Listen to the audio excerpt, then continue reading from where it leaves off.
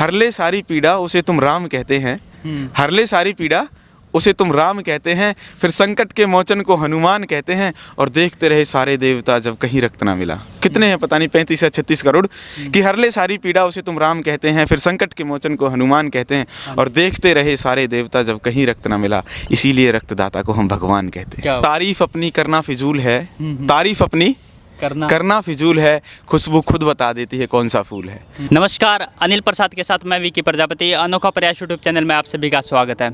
जैसा कि हमने आपको बताया था, हम आपके सामने नई नई सक्सेस को मिलवाते रहते हैं। आज हमारे साथ एक ऐसा चेहरा मौजूद है, पलवल से राष्ट्रपति भवन तक कैसे पहुंचा, उनको राष्ट्रपति अवार्ड मिला तो कैसे मिला, क्या ऐसा कारनामा उन्होंने रच दिया जो राष्ट्रपति भवन तक उनको पहुंचना पड़ा और राष्ट्रपति अवार्ड से उनको सम्मानित किया गया। आज हमारे साथ जो मौजूद है उनका नाम है हरीश NSS। तो सर, सबसे पहले हमारे अनोखा प्रयास यूट्यूब चैनल पर आपका स्वागत है। आपका धन्यवाद विकी प्रजापति जी। और आपका जो ये अनोखा प्रयास है, सच में एक अनोखा प्रयास है। मैंने और भी कई वीडियो देखी हैं, उसमें आपने किस तरह से जो सोसाइटी के या वो एक रोल मॉडल के तौर पे हैं, उन्होंने किस तरह से उनकी बातों को आपने रखा है सोसाइटी के सामने। तो सर, सबसे पहले हम ये जानना चाहेंगे, आप थोड़ा सा दर्शकों को इंट्रोडक्शन दें और उसके बाद अपनी थोड़ी सी पारिवारिक स्थिति के बारे में बताएं। मेरा नाम हरीश NSS के नाम से जानते हैं। मेरा डॉक्यूमेंट्स में नाम हरीचंद है और हरीश NSS के नाम से मुझे जानते हैं सभी। पलवल के पेलक गांव से मैं बिलोंग करता हूं। और वो कहते हैं, आपने जैसे कहा इंट्रोडक्शन के लिए, क्योंकि NSS में रहते हुए हमने तमाम चीज़ें सीखी हैं, और मुझे लगता है कि वो कहते हैं कि तारीफ़ अपनी करना फिजूल है, तारीफ़ अपनी करना फिजूल है, खुशबू खुद बता देती है कौन सा फूल है। तो एक इंट्रोडक्शन के तौर पे यही है कि मैं एक NSS वॉलेंटियर हूँ, और सोसाइटी में जहाँ जैसी ज़रूरत होती है हम प्रयास करते हैं अपना 100% देने का। तो सर, थोड़ा सा पारिवारिक स्थिति के बारे में बताएं आप, क्योंकि पलवल छोड़कर आप रोहतक में रह रहे हैं और काफ़ी सामाजिक संस्थाओं से जुड़े हुए हो, सामाजिक कार्य में आपकी रुचि भी रहती है। पलवल से रोहतक का तो बहुत मुझे आज जो लगता है, पूरा देश एक गाँव सा लगता है। मतलब इस तरह का सर्कल है, बहुत सारे लोग, अच्छे लोग मिल चुके हैं। और क्योंकि जब हम किसी चीज़ को करना चाहते हैं, जब किसी काम को करना चाहते हैं, तो उससे संबंधित बहुत सारे लोग हमें मिलना शुरू हो जाते हैं। जैसा आपने परिवार के बारे में बताया कि पारिवारिक स्थिति, क्योंकि पापा हैं, जब हम छोटे थे तो हम देखते थे किस तरह से मतलब खेतों में काम करने जाते हैं, और भी इस तरह की चीज़ें थी। हम साइकिल से स्कूल जाते थे, तो वो चीज़ें हमने जी हैं, उनका हमें आभास है। और लेकिन कभी ये महसूस नहीं होने दिया कि इस चीज़ की कमी है। उन्होंने अपना 100% दिया, आज भी वही है। तो हमें भी एक वहाँ से जो प्रेरणा मिलती है, सबसे बड़ी प्रेरणा परिवार होता है, और मुझे परिवार ने बहुत प्रेरित किया है। तो सर, हम बात कर लेते हैं, आपको राष्ट्रपति अवार्ड मिला। राष्ट्रपति अवार्ड आपको कैसे मिला, कैसे वहाँ तक राष्ट्रपति भवन तक पहुँचे? क्योंकि बहुत मेहनत करनी पड़ती है, संघर्ष करना पड़ता है, काफ़ी सामाजिक कार्य भी करने पड़ता है। क्या आपने ऐसा कारनामा रच दिया कि आपको राष्ट्रपति अवार्ड से सम्मानित किया गया? देखिए, सबसे पहले मैं ये बताना चाहूँगा विकी भाई कि ये सच में कोई अवार्ड नहीं है, ये एक जिम्मेदारी है। और जो जिम्मेदारी 2017 के साल में हमें भारत सरकार ने दी थी, राष्ट्रपति भवन में जब हमारा जाना हुआ था, और पेरेंट्स भी साथ में गए थे। ये एक दिलचस्प बात है कि जब पेरेंट्स साथ में होते हैं तो खुशी दुगनी हो जाती है। मतलब वो हमारे टीचर भी साथ है, क्योंकि मैं अपना प्रेरणा स्रोत जैसे डॉक्टर रणवीर सिंह गुलिया सर को मानता हूँ, तो वो भी वहाँ उस आयोजन पर मौजूद थे। और एक जिम्मेदारी के तौर पर हमने वो एक्सेप्ट किया, और उसको एक टीम के माध्यम से, मतलब आप सभी के माध्यम से हम उसको पूरा करने का प्रयास कर रहे हैं, उसे निभाने का प्रयास कर रहे हैं, और ये हमारा एक नैतिक दायित्व भी है। इसमें अगर काम की मैं बात करूं तो, क्योंकि जब 11th क्लास से मैंने NSS ज्वाइन कर ली थी, और उस टाइम पे ये होता था कि एक जर्नल, एक सामान्य सी बात है, लोग मानते हैं कि NCC वो है जो बच्चे परेड करते हैं, और NSS वो है जो बच्चे सफाई करते हैं। मुझे बताते हुए बड़ा अच्छा लग रहा है कि जब ऐसा प्रोसेशन बना हुआ था, तो मैंने एक्सेप्ट किया, ठीक है हम सफाई करेंगे, लेकिन धीरे धीरे हम करते गए। और भी तमाम, जैसे नेशनल इंटीग्रेशन कैंप में जाना हुआ, जहाँ पर पूरे देश से से बच्चे आ रखे होते हैं। मतलब आपको वहाँ एक ऐसा संगम देखने को मिलेगा जहाँ हर स्टेट का कल्चर, खान पान, उनका रहन सहन, तमाम चीज़ें, उनकी लैंग्वेज सीखने को मौका मिलेगा। तो उसी तरीके से जब हम काम करते गए, हमें पता चला कि हाँ, एनएसएस में सफाई तो की जाती है, पर लेकिन हमारे समाज में, हमारे दिल और दिमाग में जो गंदगी भरी हुई है उसकी सफाई की जाती है। यकीनन बहुत अच्छा लगा और आज भी उसी गति से हम काम कर रहे हैं। तो सर, उद्देश्य क्या लेकर चले थे और फिलहाल आपका क्या उद्देश्य है? क्या कुछ उद्देश्य आपका चेंज हुआ है? हाँ, देखिए, बदलाव तो हुआ है, क्योंकि कहीं ना कहीं हम एक पहले मैं व्यक्तिगत रूप से सोचता था कि मैं ये कर लूँ, मुझे ये भी करना है। यकीनन एक सोचने का दायरा था वो व्यक्तिगत, एक सीमित था। लेकिन आज व्यवहारिक वो हो चुका है, कहीं ना कहीं किसी के दुख में शामिल होना, किसी की मदद कर लेना। मतलब ऐसा नहीं है कि हमने बहुत कुछ कर लिया है, पर लेकिन छोटे छोटे प्रयास ज़रूर किए। जैसे अनोखा प्रयास आपने किया है, ऐसे हम छोटे छोटे प्रयास करते रहते हैं। जैसे मुझे एक और किस्सा बताते हुए बड़ा अच्छा लग रहा है, क्योंकि वो एक परिवार से जुड़ा हुआ भी है और समाज से जुड़ा हुआ भी है। कि मैं जब पहली बार ब्लड डोनेट करने के लिए गया था, असल में तो पहली बार जब गया था 11th क्लास में था, तो मेरा डॉक्टरों ने ही मना कर दिया था। लेकिन जब मैं सेकंड टाइम ब्लड डोनेट करने गया तो मेरा ब्लड डोनेशन हुआ, लेकिन मैंने घर पे नहीं बताया। और उसके बाद फिर मैंने सेकंड टाइम जब ब्लड डोनेट किया तो भी घर पे नहीं बताया। लेकिन जब थर्ड टाइम ब्लड डोनेट किया, यकीनन क्योंकि न्यूज़पेपर में फ़ोटो आ गया था तो सबको पता चल गया था। अब परिवार की, क्योंकि आप किसी की बात मानिए या नहीं मानिए, लेकिन पिताजी और घर में दादाजी मतलब जब होते हैं तो उनकी बात हमें माननी पड़ती है। उस लिहाज से जब मैं उस दिन घर पे गया तो तमाम सवालात हुए। मैं मतलब मुझे ये था कि मैं जवाब ना दूँ, लेकिन सवाल हुए। वो ठीक रहा, ऐसा हुआ कि समय के साथ साथ सब कुछ समझ में आया। और क्योंकि मैंने उस वक्त लिखा था, जो हमने फील किया, जो मैंने फील किया, मैंने उस वक्त लिखा था कि अगर डॉक्टर क्या करेगा अगर ब्लड नहीं मिलेगा तो डोनर भी होना चाहिए ना, किसी फैक्ट्री या लैब में तो बनेगा नहीं ब्लड। तो मैंने लिखा था कि हरले सारी पीड़ा उसे तुम राम कहते हैं, हरले सारी पीड़ा उसे तुम राम कहते हैं, फिर संकट के मोचन को हनुमान कहते हैं, और देखते रहे सारे देवता जब कहीं रक्त ना मिला। कितने हैं पता नहीं, 35 या 36 करोड़। कि हरले सारी पीड़ा उसे तुम राम कहते हैं, फिर संकट के मोचन को हनुमान कहते हैं, और देखते रहे सारे देवता जब कहीं रक्त ना मिला, इसीलिए रक्तदाता को हम भगवान कहते हैं। क्या बात है, गजब, बहुत गजब। सर, काफ़ी सामाजिक संस्थाओं से आप जुड़े हुए हो, सामाजिक कार्यों में आपकी रुचि रहती है। किन किन सामाजिक संस्थाओं से आप जुड़े हो? क्या कुछ टीम वर्क करते हो या फिर अकेले ही चले थे और अकेले ही चलते रहोगे?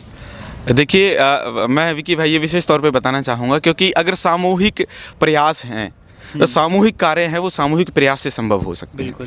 यकीनन आप शुरुआत खुद कर सकते हो, आपका एक कैसे इनिशिएटिव खुद का हो सकता है, वो सोच आपकी हो सकती है, लेकिन आपको टीम वर्क ज़रूरी है। और टीम वर्क से एक दूसरे के सहयोग हमें मिलता है, एक दूसरे के साथ काम करने का मौका हमें मिलता है।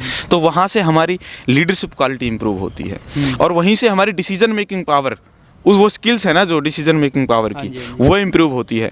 तो कहीं ना कहीं टीम वर्क ही है, और टीम से ही कार्य किया जाए। कोई भी काम टीम के तौर पे किया जा सकता है। जैसे अगर आप हैं तो आपको एक किसी कैमरामैन भाई साहब की भी ज़रूरत पड़ेगी, किसी वीडियो एडिटर की भी ज़रूरत पड़ेगी। ऐसे ही हमें अलग अलग विज़न वाले लोगों की एक जब सेम प्लेटफॉर्म पे आते हैं, एक सोच के साथ जब सेम प्लेटफॉर्म पे आते हैं, तो क्योंकि जब मैंने भगत सिंह की जेल डायरी पढ़ी थी, मैं यकीनन आपको बताऊँ तो मुझे एक चीज़ का आभास हुआ था कि विचारों का मिलना सबसे बड़ा मिलना होता है। एक होता है खून का रिश्ता, एक होता है विचारों का रिश्ता। और मुझे उस किताब को पढ़ने के बाद अपने अंदर की जो एक मुझे लगता है कि कहीं ना कहीं हम वो हर काम कर सकते हैं जो आज तक किसी ने नहीं किया, लेकिन शुरुआत तो खुद करनी पड़ेगी और लोग धीरे धीरे जुड़ते जाएंगे। तो टीम वर्क बहुत ज़्यादा ज़रूरी है। मुझे तब आभास हुआ कि एक व्यक्ति पंजाब से है, एक लखनऊ से है, एक वेस्ट बंगाल से है, कोई कहीं से आया है। सुभाष चंद्र बोस जी थे, अशफाक उल्लाह थे, भगत सिंह जी थे। इनका मिलना हुआ। क्यों मिलना हुआ? क्योंकि इनके विचार मिले। और कहीं ना कहीं जब विचार मिल जाते हैं और विचारों के तौर पे जब जुड़ने का आधार विचार हो जाते हैं ना, तो वो जुड़ना हमेशा के लिए जुड़ना हो जाता है।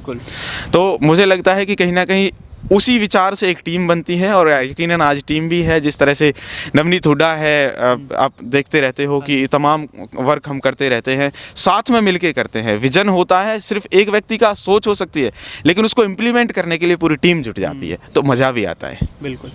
तो सर, काफ़ी पढ़ाई भी आप कर रहे हो, हाँ जी, और सामाजिक कार्यों में हिस्सा भी दे रहे हो बढ़ चढ़ कर, लेकिन परिवार वालों ने कभी कुछ दबाव दिया कि बेटा अब उम्र भी हो गई, कमा धमा ले, कुछ परिवार वालों को कुछ दे दे, अच्छी खासी नौकरी लग जा, इस प्रकार की बातें पारिवारिक मामलों में कुछ सुनने को मिलती है? ये सवाल सच बताऊं तो वैसे परिवार वालों का ही है, क्योंकि ये परिवार वाले ही करते हैं। खैर हम भी एक परिवार हैं और मैं मानता हूं कि हम सोशल जितना भी हमारा सर्कल है, वी ऑल आर फैमिली। तो जैसा आपने कहा कि हाँ होता है, यकीनन सबके साथ होता है। हम बड़े से बड़े व्यक्ति को पढ़ते हैं, उसका इंटरव्यू देखते हैं या उसके बारे में जब हम पढ़ते हैं, उसकी बायोग्राफी पढ़ते हैं, सभी के साथ होता है। हाँ मेरे साथ भी होता है, लेकिन ये है कि उनका सपोर्ट बहुत ज़्यादा रहता है। अगर मैं किसी चीज़ को लेके ये बताऊं कि मेरा ये विज़न है, सोसाइटी के प्रति ये विज़न है, या मुझे अभी ये काम करना है, जिस तरह से मैं आपको बताऊं एमएससी कंप्यूटर साइंस के बाद मुझे एमए पॉलिटिकल साइंस से करना था, तो उन्होंने कहा ठीक है। लेकिन एक ऑटोनोमस के तौर पे जो मेरे डिसीजन मेरे होते हैं और फैमिली का पूरा सहयोग मुझे रहता है, इवन सभी का सहयोग रहता है, क्योंकि एक अकेला आदमी तो इतना कुछ कर नहीं सकता है, पर लेकिन सभी का सहयोग है तो हिम्मत ज़्यादा बढ़ जाती है। वो जो जोश और जुनून है ना, वो कई गुना बढ़ जाता है। बिल्कुल। आगे को लेकर क्या कुछ कहना चाहोगे आप, और फिलहाल क्या कुछ चल रहा है? अभी एट प्रेजेंट तो क्योंकि हमने प्रयास किया है, एक लाइब्रेरी बनाने का हमारा प्रयास है और उसका 70% काम हमारा हो भी चुका है। जल्दी ही आपको हम ये बात शेयर करेंगे जब वो लाइब्रेरी बन जाएगी।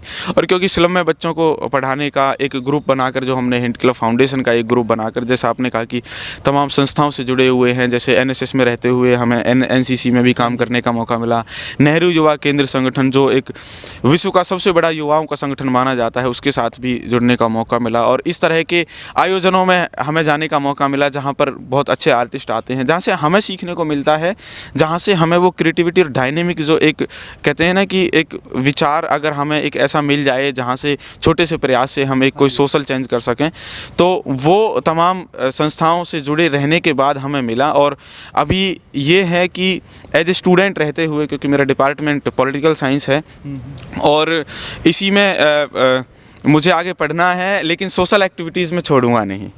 तो उसके तौर पर एक जो हिंट क्लब फाउंडेशन हमने बनाया है, उसमें लाइब्रेरी हमारा बनाने का प्रयास है, जिसका काम अभी चल रहा है। स्लम में स्कूल बनाने का प्रयास है, जो अभी बहुत छोटे तौर पर चल रहा है। कि जैसे कहाँ ये लाइब्रेरी कहाँ पर बनाओगे सर? क्या कुछ पूरे हरियाणा का कुछ टारगेट लेके चले हो?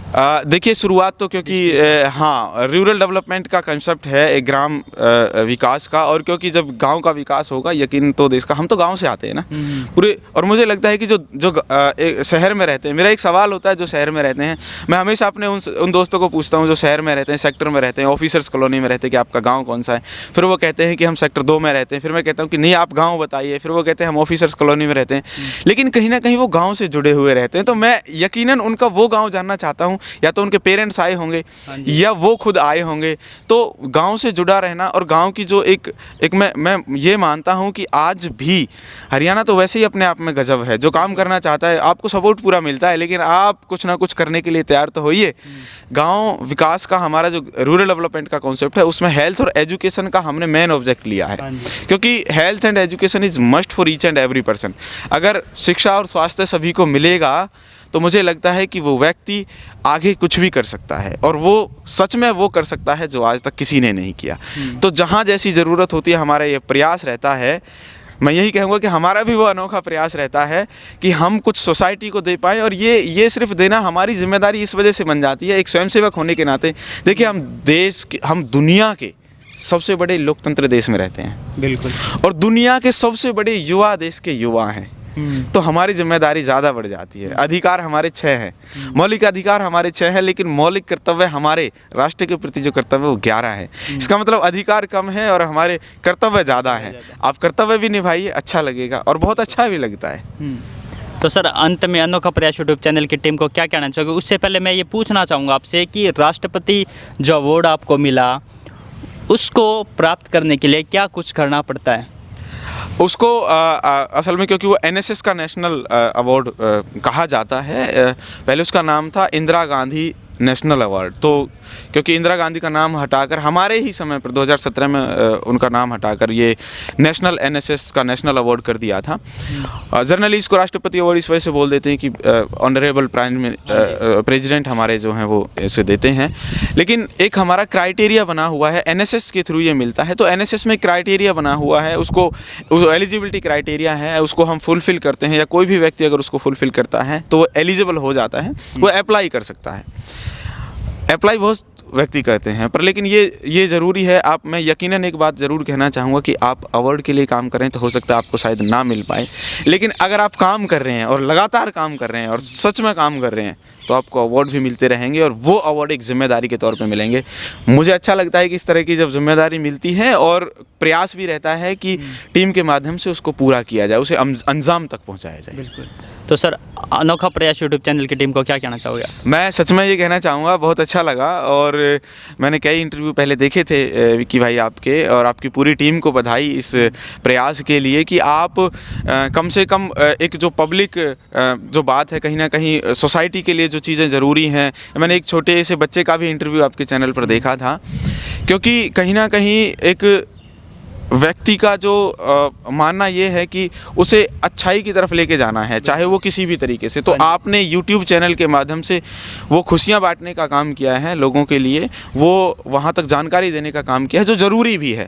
तो मैं आपकी पूरी टीम को बधाई देता हूँ इस अनोखा प्रयास के अनोखे काम के लिए, और मैं चाहता हूँ कि ये काम मतलब आपकी पूरी टीम लगातार प्रगति करे, अच्छा काम कर रही है। तो क्योंकि देखिए, मुझे लगता है अच्छा काम करने में ना चुनौतियां तो आती हैं, आपके सामने भी आई होंगी और मेरे सामने भी आती हैं, पर लेकिन खुशी के साथ अगर उस चुनौती को भी हमने एक्सेप्ट कर लिया, और चुनौती तो जीवन का एक, मैं कहता हूँ कि भाग है, अगर वो नहीं आएंगी या जिस दिन हमें परेशानी या हमें कोई इस तरह की हमारे काम में दिक्कत नहीं आएगी, तो मुझे नहीं लगता कि वो काम पूरा हो पाएगा। उस काम को दुख का पता भी नहीं लगेगा, सुख दुख का पता लगे या ना लगे, लेकिन खुशी के साथ अगर हमने चुनौती को एक्सेप्ट कर लिया तो काम करने में मज़ा आएगा।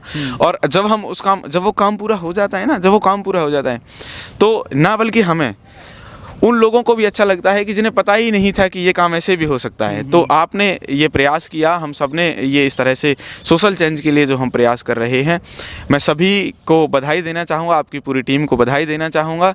आप लगातार प्रगति करते रहें। आप सभी को मेरी तरफ से बहुत बहुत शुभकामनाएं। बहुत बहुत धन्यवाद।